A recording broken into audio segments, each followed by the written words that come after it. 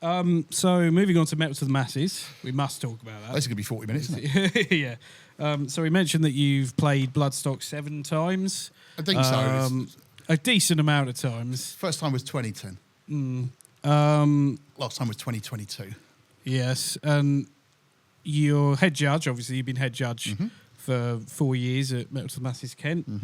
Were you judge a little longer before that, or did you just straight away become head judge? Or in Kent, straight away into head judge. Oh, you were just straight head judge, yeah. But I was in London with Mick Wood and the Metal to the Masses guys there. Right. About 3, maybe 4 years prior to that. Did it with like people like Sam Kelly Wallace and Kieran Sheard and people like that who people may or may not know. And saw a whole host of really, really, really cool bands like Barefist and stuff like that. Amazing guys. And but the problem was, I was working and my get up time was 4:30 in the morning, and I was getting home at 1 in the morning because it was in Holloway Road. Right. So it was like I'd get back at sort of 1 and I'd be like asleep for 3 hours and up to go to work. So I just had to say to them, I just can't keep coming. Yeah. I'm fucking exhausted. It's like I'm not a young man anymore, and drugs are expensive. So so I stopped. And when Stuart started doing it here, I think I missed the first year. The second year was COVID. And I said, well, I can come and judge for if you want. He said, well, can you do it every week? I was like, yeah. He said, well, in that case, you can do the head judging thing, and here's the rules that Bloodstock want. I know that, trust you, your taste in music is good. You know how to differentiate between a bad band and a band that just had a bad night or a bad mix. Yes. And I think I've said that to you guys a couple of times. It's like, if it sounds like arse out front, that's not always the band's fault. Yeah. Sometimes that can just be bad balance or something's gone wrong you haven't noticed. Yeah. I mean, if it happens all the time, then you are rubbish, and you should know better. Get good. Yeah. Well, I mean, I'll never say that. I just give the constructive criticism. I mean, people ask me for. of course. People are asking you don't for hints beat and around tips. the bush, do you? What's the point? Yeah, exactly.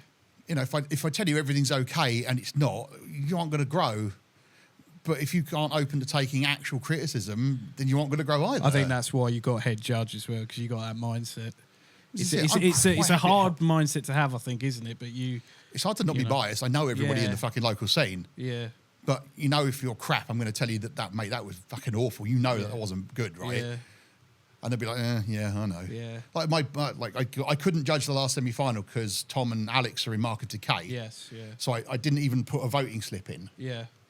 So completely hands away, nothing to do with me, had no input in this. I didn't go through. And when I came off, I went, how did you think that went? And I was like, that was not good. Bad and I went, show, it wasn't great, was it? And he said, no. He said, I'm not surprised it didn't go through. I was like, a bit sad. I always want my mates to do well. But it's people ask me for like hints and tips whilst they're still in the competition. Yeah. That's never going to happen. No. Because that's giving you a leg up. I'd have to tell everybody the same thing. Yeah. And then it's basically me coaching people to get to Bloodstock, and that is not the point. Yeah. You've got to get there on your merit. Once you're out, I'll tell you what you did wrong and what I think you should do right. But I mean, I've said it at the bands, they've gone, yeah, whatever, and haven't bothered. And they're out of the competition again. So, it's up to you, man. You can take advantage of 30 odd years of live knowledge and ears that still work, or you can decide to do it on your own. And either way is perfectly legit. Just one's a little quicker. Do you have any favourite bands that aren't competing anymore that you really, really liked? That you can tell us? What, bands in our scene or just in the country that are fucking great that need some attention? Just in the country. I mean, if you want to specify like Kent, obviously, because you're in the southeast, but... You really need to watch out for Primer, although if you haven't heard of them by now, you aren't paying attention to the underground. So they rehearse downstairs. Do they really? They do, yeah. That's awesome. Yeah.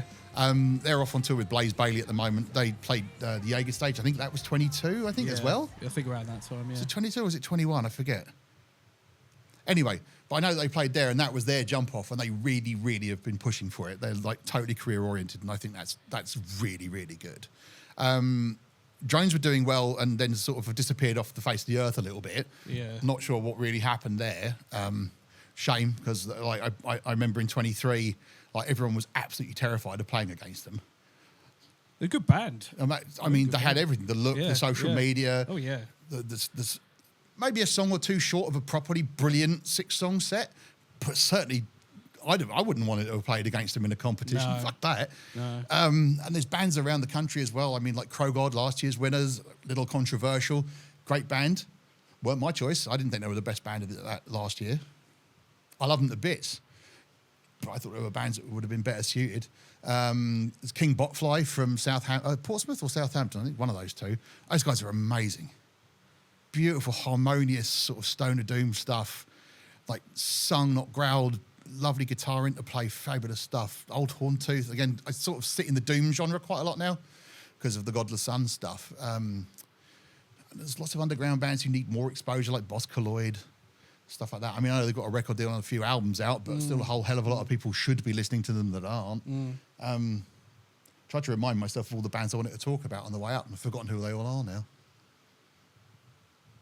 No, not going to sit here in silence. Ask another question. But yeah, there's loads of bands. We can edit it if you want. The fun thing is to go out there and like just listen to what people are saying. If people are talking about a band, I'm getting a little fed up with, if I can slide sideways from the point a little, there's a lot of people who are fans of bands, not of music.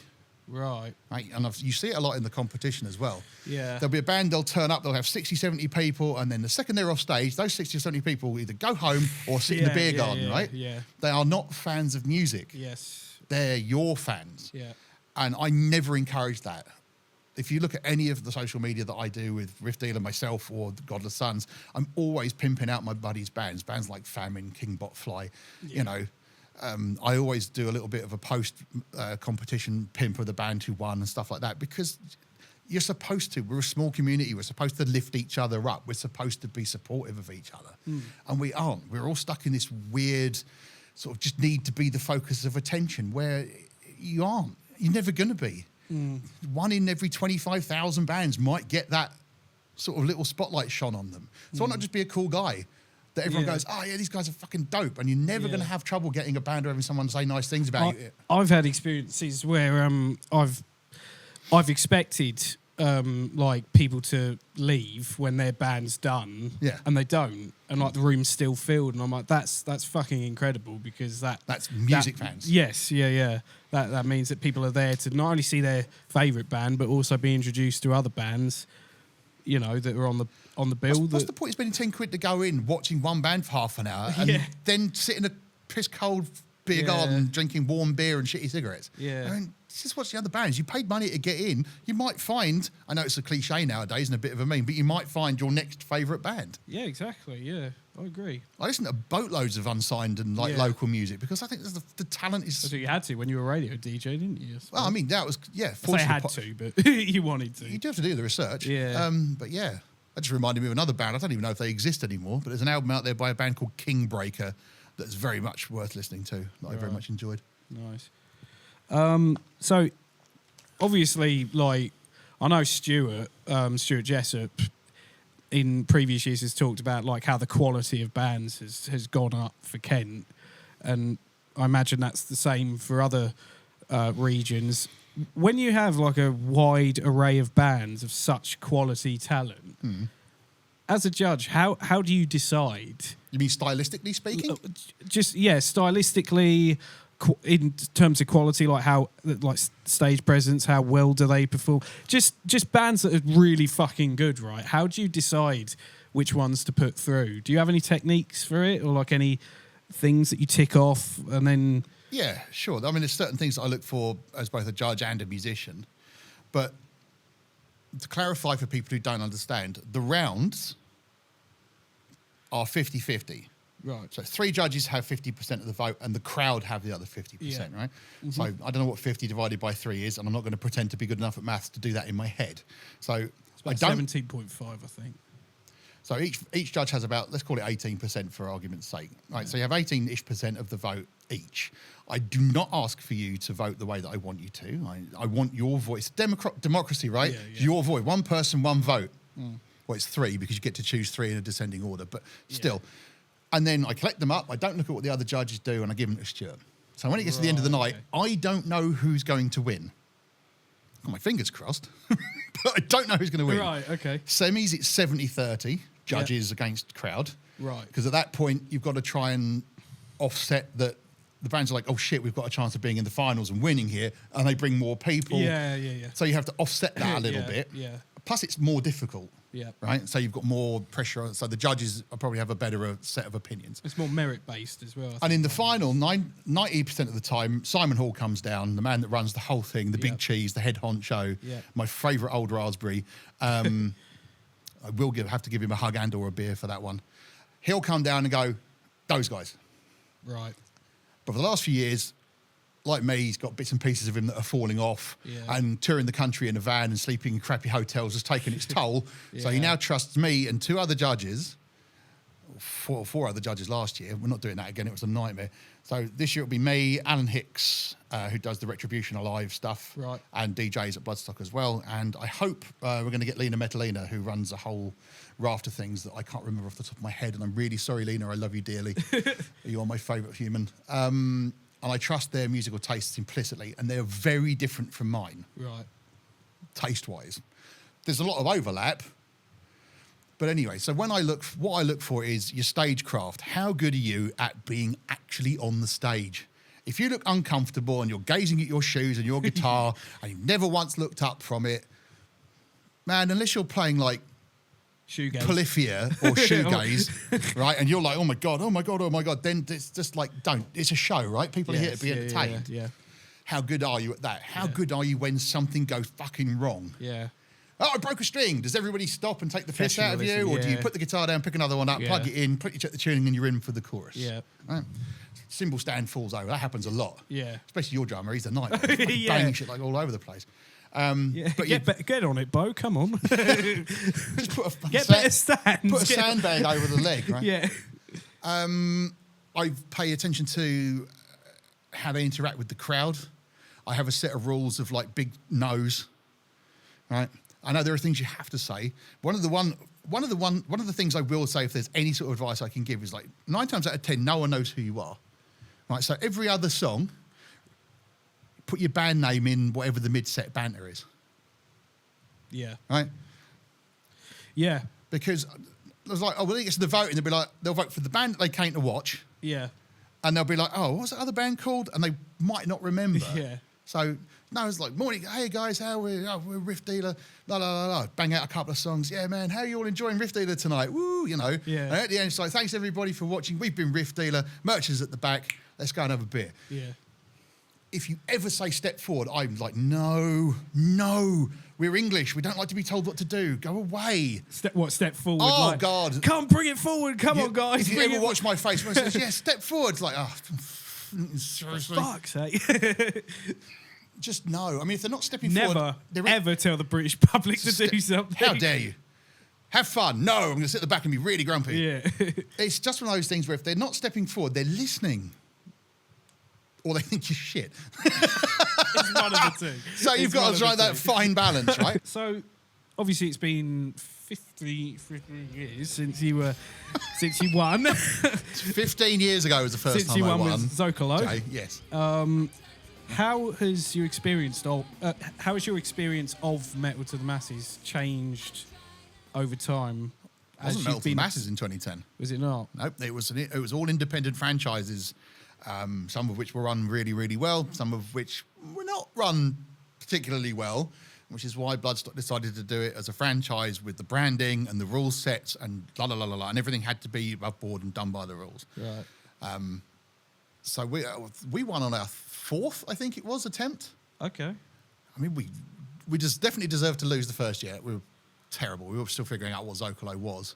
They had a lineup change the year after and immediately went out to Empire Warning, who were very much like a scene band. So they were very good at what was going on at the time. Yeah.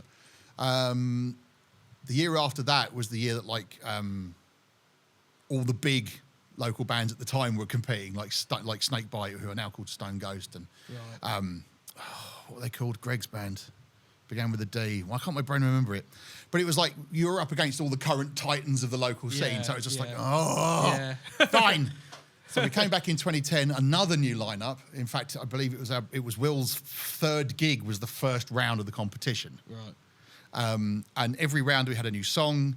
Every round we released a new piece of merch. Only little things like, a new patch, a new T-shirt, a new hat, whatever. Yeah.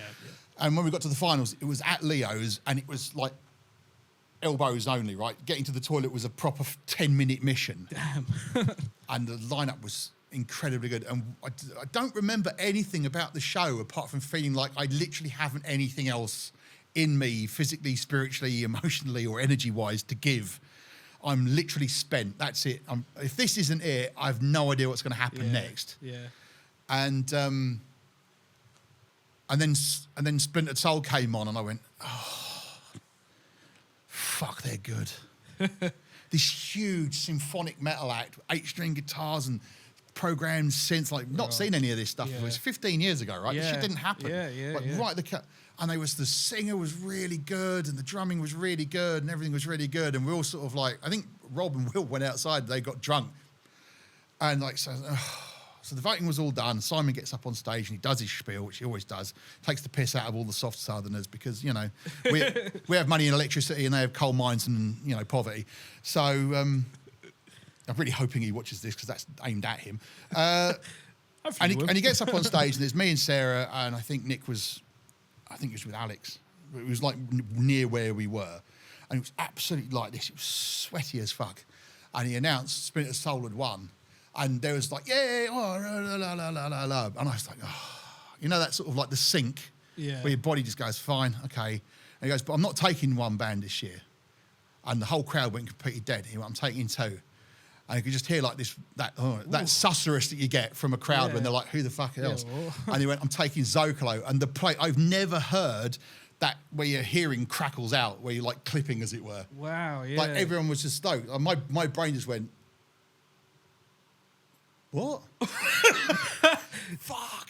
And then like Rob and Will came in from outside and goes, what's all the fuss about? I said, we're going to Bloodstock. He went, are we? It's like, guys, we won the competition. Right? We're going to Bloodstock. And yeah, it was, those core memories that will never leave you. It was definitely like a pivotal turn. Like a spine-tingling moment. Like, whoa. And it was back when the tent was like a wedding marquee. The new Blood stage was like a really big wedding marquee. Right. Now it's the old Sophie tent.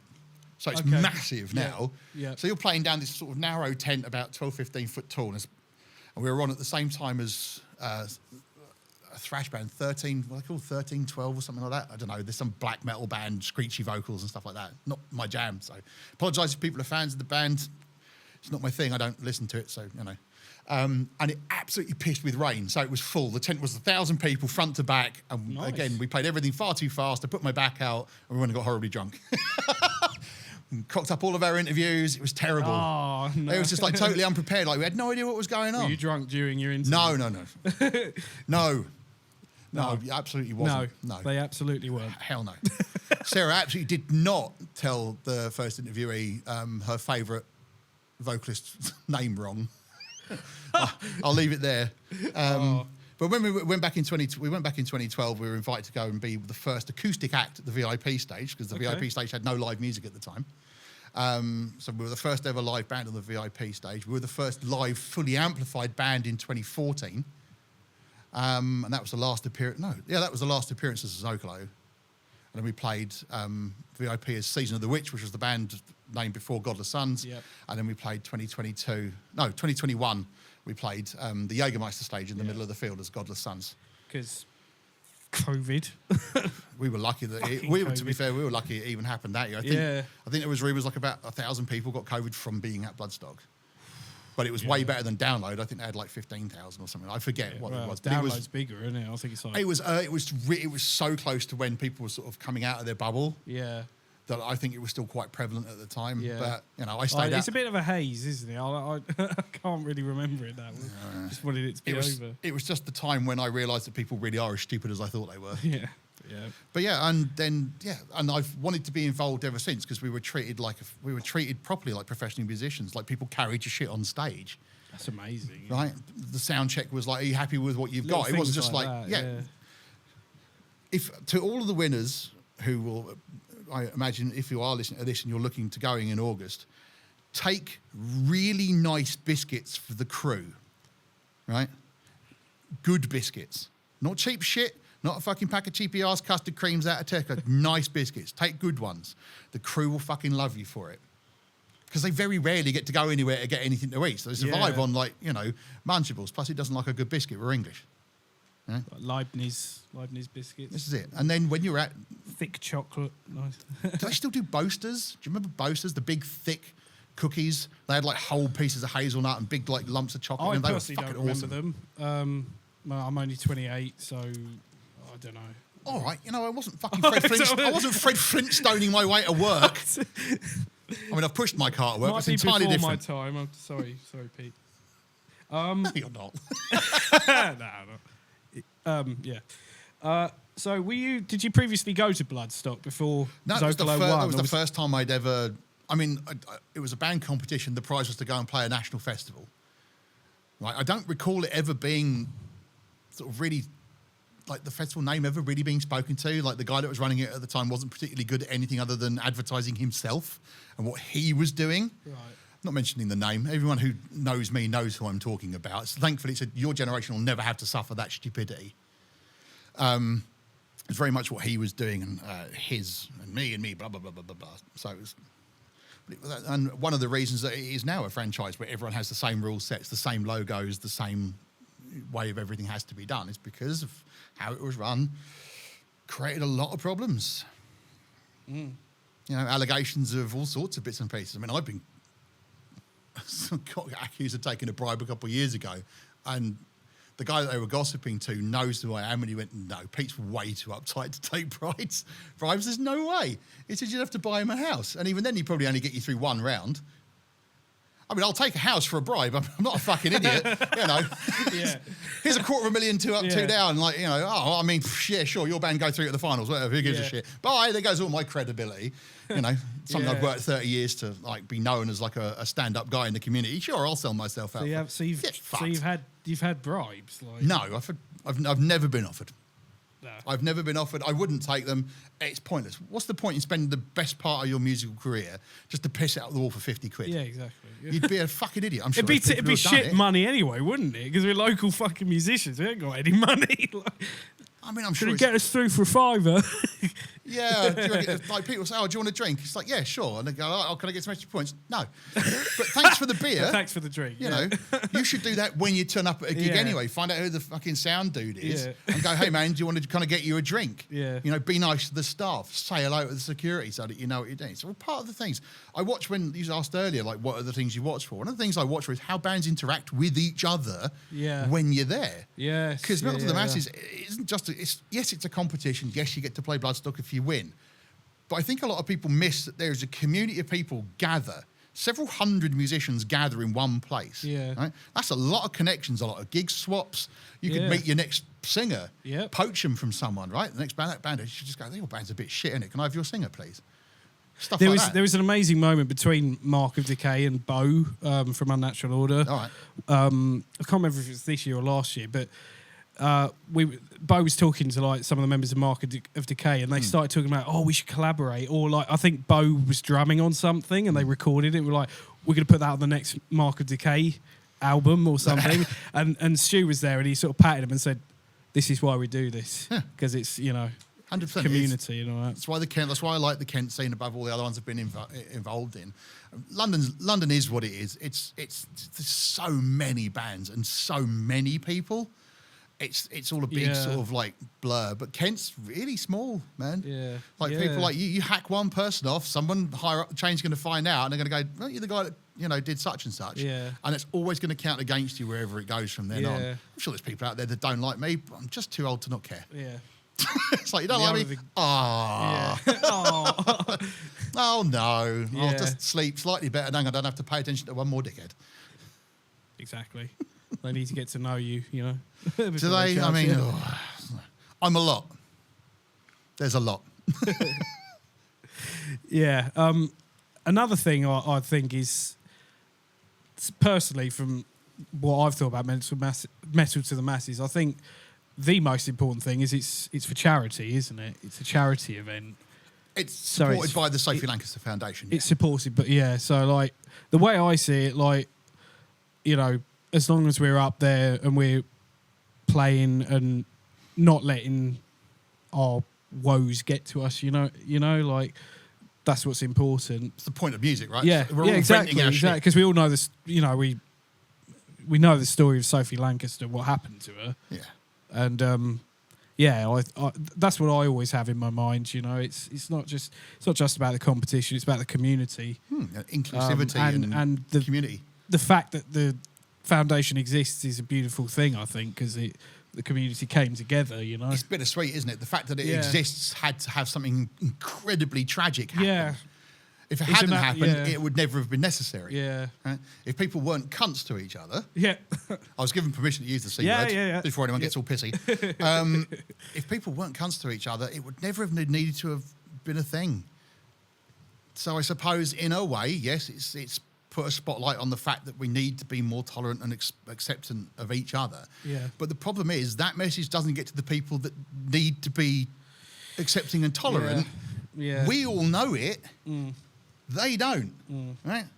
They think it's perfectly acceptable to take the piss out of someone. My whole fucking life. I mean, I'm a 6'5", 20-stone guy with long hair. You think people wouldn't, right? But I get a haircut, you fucking hippie. It's like, I wasn't around in the 60s, you dickhead. Plus, I don't really like people, so I'm not really that much of a hippie, to be honest. I mean, trees are cool, you know, thanks for the oxygen and shit, and guitars, because they're made out of wood. But yeah, no, it's just like, fuck off. I've had eggs thrown at me, you know. Fucking hell, really? Yeah. My hair pulled on buses and stuff. When I stand up and go, I'm sorry, what do you want? Oh. But it still happens, so it's not gone away. And I think nowadays, sadly, by a lot of the things that are happening in the world, it's like people have been given permission to be even bigger assholes, and that needs to go away. And there aren't enough guys my size to stop it. Music is king, isn't it? Can be. Yeah. There's still a lot of people in the scene. Again, we were speaking about this for a little bit before we came on. Heavy metal is very inclusive. It's where all the freaks and weirdos and moshers go to hang out together, right? But there is still a contingent of assholes. There are still the gatekeepers and the racists and the people who are transphobes and don't like gay people and stuff like that. And it's like, if you're near me with that kind of attitude, you're going to find out very quickly how much I want you to be a good 500 feet away from me and a little bit preferably on fire. Yeah. Of your own volition, not from me, because I won't stand for it. You know, everyone needs to stand and use their voice for the betterment of everybody around them. Yeah. I mean, I've got members of the LGBTQIA in Riff Dealer with me. Just never even enters my mind what they do behind closed doors or how they choose to love. Business, is it? It's none of my business. None of my business. I think it's fucking great. Love is love. There's not enough of it. Yeah. Right? It needs to be, you know, tempered and done appropriately and in the right places, etc., and not with, you know, cows or children, for example. That's totally not on. Bit of a difference, isn't it? You know, love who you love, be who you are. I mean, Riff Dealer, I very proudly announced at the start that we're recording this at the start of Pride Month. Riff Dealer are a safe space. If you ever feel threatened when you're at one of our gigs, come and find one of us. I wouldn't want to fuck with you. Some people will. They'll find out it's not a great idea. Nah. But just, we're a safe space. You want to talk, you're having a bad time, your mental health's having a bit of a waver. I mean, I've been in and out of therapy all my life. I've dabbled in and out of drugs. I've had abusive relationships, been physically, mentally abused before. I understand it. Right? I'll sit and take 10 minutes out of my day to listen to you. Unless I'm on stage at the time, in which case it's like, dude, fuck off. Can you hang for 5 minutes? I've got a couple songs to play. Just stay there. Yeah. You know, if someone's harassing you in a fashion that you aren't happy with, yeah, man, just come and find one of us. We're perfectly happy to just go, yeah, you need to fuck the hell off. Or we'll find someone else to come and tell you to fuck the hell off. You know, 'cause what's the rule? You don't fuck with Fred. Exactly. For anyone who goes to Leo's, you know who Fred is.